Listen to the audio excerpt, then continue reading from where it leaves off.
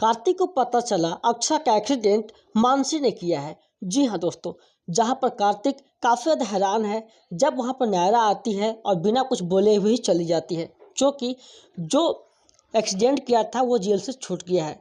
सभी परिवार में तहलका मचा हुआ कि ऐसे कैसे हो सकता है और जेल से कैसे भाग सकता है। तभी सब लोग ये सोचते हैं कि शायद कुछ तो हुआ होगा। ऐसे में नक्श आता है, अपने पिताजी को समझाने की कोशिश कर रहा होता है।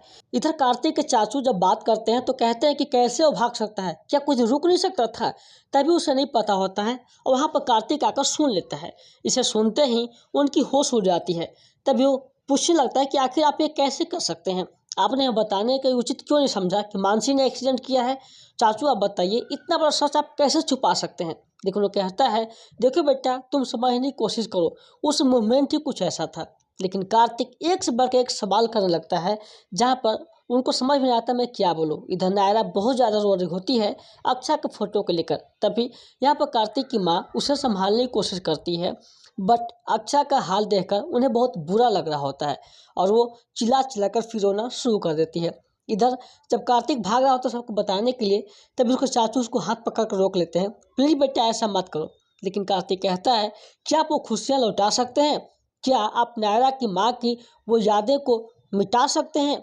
इतना सारा बातें बोल देता है कि उनको समझ में नहीं आता है कि मैं क्या करूं। वो कहता है कि सच्चाई सबके सामने आनी ही चाहिए थी। तभी इधर जो है मनीष के मोबाइल में फ़ोन आता है। तभी बात होती है नक्श की कि वो जो है फिर से पकड़ा गया है। तभी अपने पिताजी को गले लगा लेता है। इधर कार्तिक और उसके चाचू के बीच अच्छा खासा फाइटिंग चल रहा होता है, क्योंकि वो ये कहता है, मानसी मेरी भी बहन है, ऐसे आप क्यों नहीं समझ रहे हैं, मैं उसे कुछ नहीं होने दे सकता हूँ। लेकिन वो कहते हैं अखिलेश कि देखो कार्तिक, तुम्हारी शादी टूटे नहीं, इसलिए मैं चाहता था कि सारी सब कुछ अच्छा से बीत जाए, तब तुमको जो मन हो वो कर लेना, फिलहाल अभी शादी अच्छे से हो जाने दो।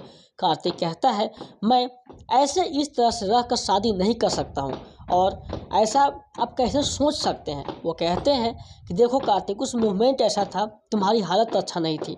तभी कार्तिक जब चिल्लाता है तो उसके गालों पर जोर जाकर तमाचा लगा देते हैं। फिर कार्तिक शांत हो जाता है और उसे प्यार करने लगते हैं कि बेटा प्लीज़ मुझे माफ़ करो, लेकिन हमें ये सब करना बहुत ज़रूरी लगा और मैंने ये किया। इधर नायरा परेशान है कि आखिर मैं क्या करूं, शादी के समय ही ये सब होना था, वो अभी उसे भागना था। ऐसे में पूरे परिवार के बीच जो है चिंता सच में जाहिर होती है और यहाँ पर जो है कार्तिक को बुरा हाल देखकर उसे बहुत बुरा लग रहा होता है। लेकिन वो कहते हैं, प्लीज़ बेटा मेरी बात को सुन लो, एक बार शादी को हो जाने दो।